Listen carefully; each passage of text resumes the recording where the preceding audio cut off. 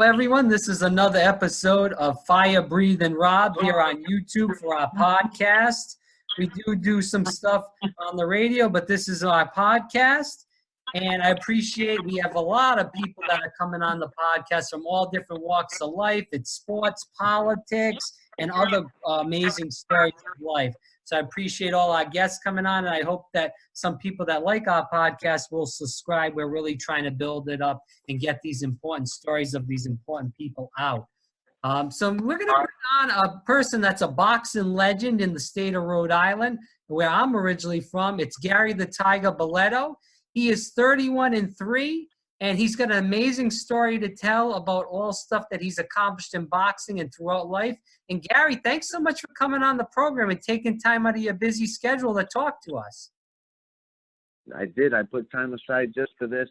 I thought this was canceled, and then I got the message from you this morning that it's not. So I'm ready to share my story with you. All right, thanks so much. So can you just tell the viewers a bit about yourself, just in case they don't know you? Sure. I was a professional boxer. I turned professional at 20 years old, and I won 3 titles. I featured on that television show, The Contender. I finished with a record of 31-3 with only 26 knockouts. Well, wasn't Peter Manfredo Jr. on The Contender also? He was on season 1, and I was on season 2. Mm-hmm. And yeah, it was pretty exciting because two Rhode Island guys both made the show and both done well on the show. We were both fan favorites. Right, so that was pretty cool. So I want to get into the first question. So yeah, you had a horrible accident that paralyzed you, but you had the strength to go on. Can you talk about that? And is that the fighter in you that, a lot of people that have some sort of accident where they're hospitalized or paralyzed, whatever it may be, they kind of give up on life. They want people to feel sorry for them. But you weren't like that. So is that like the fighter in you, or is it something that you have some other thing that you want to keep going in life? I think it is the fighter in me. I think somebody that is a fighter will fight no matter what they do in life. Right. And this was a horrible accident, but I haven't changed one bit. I've worked my whole life aside from my boxing career. I was a general contractor since I was 19 years old. I've bought and sold over 100 properties. I'm in real estate now. I'm a real estate broker. So since my accident, it's been almost 7 years, Rob, and I'm busier than I've ever been. Outside of boxing and my realty company. So I'm a broker. I have realtors that work for me, but my main focus is developing properties and making properties their highest and best use. And I've been very good at that and very successful at that. But the main thing I've been doing most recently is I opened a foundation, and our main focus with the foundation was to build an adaptive gym, because believe it or not, Rhode Island did not have a place for me to exercise. When I say me, a person that has paralysis. So I built a gym in partnership with the Cranston YMCA, and I handpicked all the machines that are necessary for somebody that doesn't have movement to maintain their muscle, bone density, and overall health. So it was only summer last year we had the grand opening. There is a gym similar to what we do in Massachusetts, about 45 minutes away, but it's $100 per hour for somebody to use that gym with an injury, and there's no insurance that covers the cost of it. So when I was using that gym, even if I could afford it, I don't want to spend $200 a day to exercise. I just don't think it's fair. So I decided to build a gym in partnership with the Cranston YMCA. I raised all the money for the equipment and the staff to run this full-time gym. We're open 5 days a week, 40 hours a week, and I have 2 committed full-time neurological fitness specialists, we call them. And it's equivalent to a physical therapist, only much better. That's great that you did that, because people, as you said, they want to work out still, and they didn't have a place. And so we appreciate you doing that as people that have family members that are disabled. So we appreciate that. I want to talk about, you talked about being a realtor. We see, and this is just a question since you brought it up, as being a realtor, we see the property values after the 2008 recession have slowly went back up. What do you think of the market right now as far as being a realtor in the state of Rhode Island? Do you think they're going to keep going up? Do you think, there is talk about in the media now, who knows if this is true or not, that there could be a crash coming up, but we never know. So what do you think as far as the real estate market goes in this time? We never know. There's no crash in sight right now. So I think we're more than a couple of years away from a crash if we do have one. There's so many factors that can change that. And right now, this coronavirus is scaring me, because I think that something like that would change the market. Yeah, I agree. People going all crazy over it. I have a real estate teacher that he does classes for me at my office, because we always are looking to recruit new realtors. And he said to me yesterday he's going to wait because of the coronavirus on scheduling the next class. Right. I said, that's the craziest thing I've ever heard. Well, people are really going crazy, as you said. I want to talk about this. You're involved with a filmmaker named Eric Laddick, I think his name is, a film documentary. Can you talk about that and what it's about? It's a documentary film that we started shooting in January of 2003, not knowing, when it was going to end. And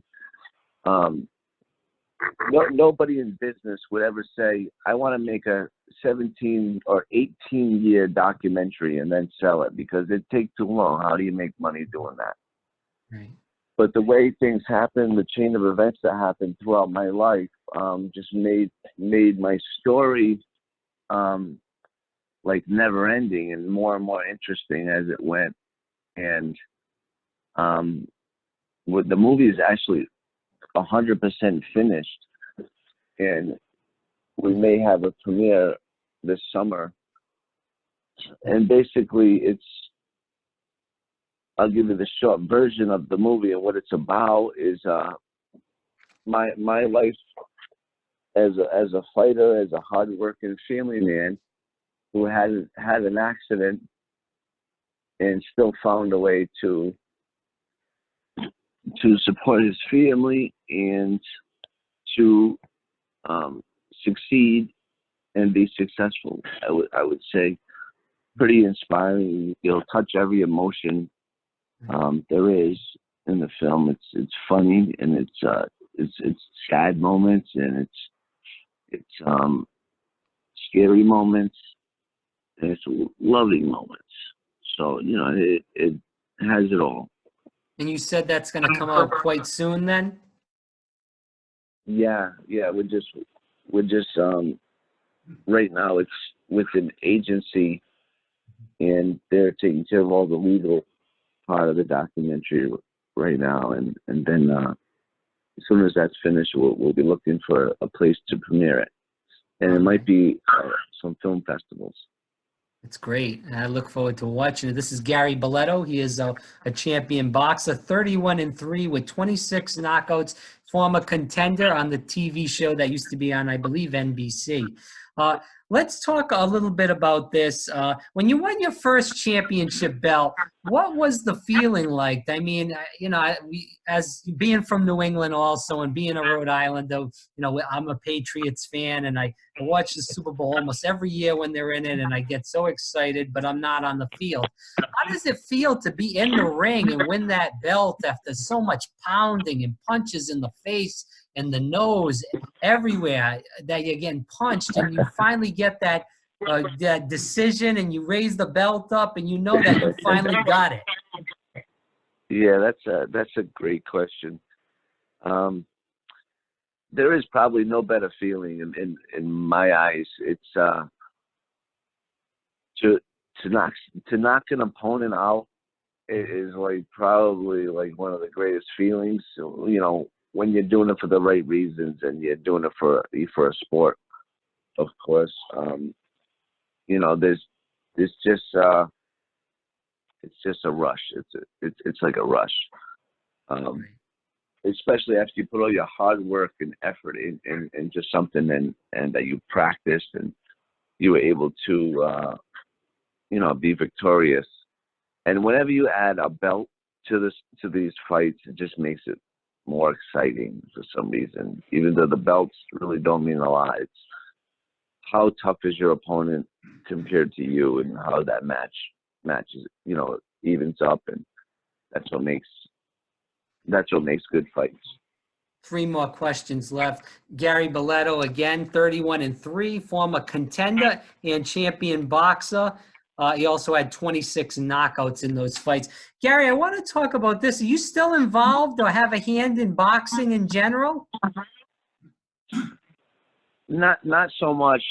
I do still have a boxing gym that my son runs. Right. But my son, Gary, is a professional MMA fighter and also had his first professional boxing match in November of last year.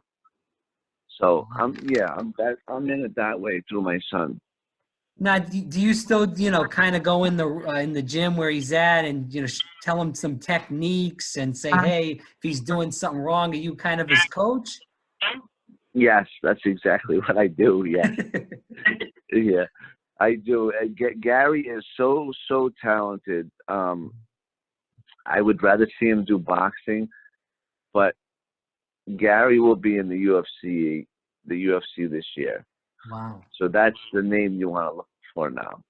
It definitely will, and I'll definitely tell the listeners. Gary Balletto, is it junior, right? Correct? He's the third, actually. The third. Okay, yeah. Gary Balletto, the third. Look for in UFC and the MMA. That's impressive, and that's another tough sport, as you said, MMA also. I want to talk. Go ahead. I'm sorry, sir. Oh. Gary, is it just you and I? Okay. Go ahead. I'm sorry. Sorry about that, I don't know if there's Gary. someone else on the line, but I didn't say anything. But I will tell you that his next fight is at Twin River Casino on April 24th. All right, great. So that's coming up fairly soon then. Yeah. That's great. All right, so I want to end with this question. I read about this in the Providence Journal, that you had a recent incident at a local mall in Rhode Island where someone was parked in a handicap spot close to your vehicle and you couldn't get into the car, and you had to wait for a significant amount of time for the person about that. We see people all over the country doing these same things where they park in handicap spots when they're not supposed to, or they just kind of take advantage of when people that really need these spots that are up close so they can get in and out.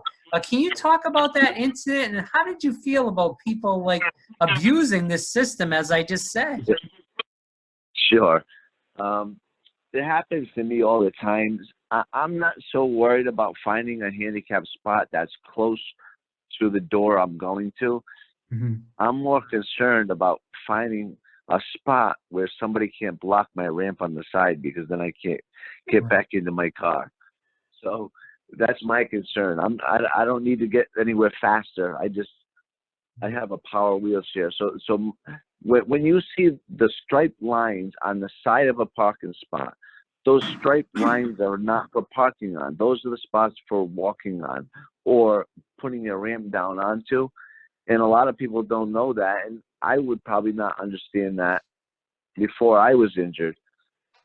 So it happens very often that somebody parks on those lines or even a spot that's not designed for a parking space. I'll drive to an end of a parking lot just to park so where there's no space on that side of me.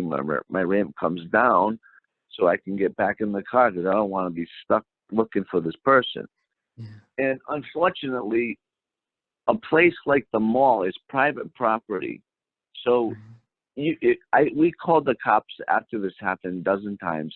At that one time that was on the news, we called the police and we said they're parked in a handicap spot, not a handicap spot, even worse, in the lines that the handicap needs to use to get in and out of their car. So you call the police says, we're going to just hang up and call the mall security. The mall security comes out, there's no ticket given, there's no consequences. Wow. So that's when I decided I'm going to put it on social media and embarrass this person. Yeah. And come to find out, this guy was a doctor. Oh, and, very sorry and embarrassed. He begged me to take the post down because people were threatening his life after this. Wow. And I said, I'm not going to take the post down because I want this to be a statement for people not to do it again. And he understood, and I said that he was very apologetic, and please don't nobody kill this guy because he's a good guy. He just parked in the wrong spot. But he ended up sending my foundation a $500 donation afterwards, so I think he paid his price. Right. But that is true, though. Like you said, people that maybe didn't have that injury don't know. But in general, you have to have some sense of intelligence to think of not to doing that or even going near that kind of spot and have some sort of. But we know a lot of people don't have that kind of intelligence, unfortunately. Right. They don't think there's a door right there and there's a ramp. They're not thinking about that. They're thinking that car fit there. I can fit right here. It's a perfect fit. You know what I mean? And that's what happens. It's sad. I want to end the interview with this. This is probably a better question for your son, but I'm going to ask you because you may know the answer to this also. As far as boxing in Rhode Island, we've seen you, Vinny Paz, Peter Manfredo Jr. I know Peter Manfredo Sr. still has a boxing rink where he trains some people still. Right. And we're going to have him on later on in the month. But I wanted to talk about, what do you think is about boxing in Rhode Island in general? Do you feel like it's on the up and up? I feel like UFC and MMA is more taking over boxing. Do you feel the same way? I do. I definitely favor boxing because I was a boxer. And but right now it seems like in Rhode Island we don't have a draw. We don't have that one fighter that everybody wants to see. Besides my son, would be the only person to fill those shoes, a people's champion that people want to come see. Right now, the MMA shows, because I go to both of them regularly, and the MMA shows there's more people in the crowd for some reason. And you know what it is? I think people like sick stuff. They want to see blood. And in MMA, you're definitely going to see blood.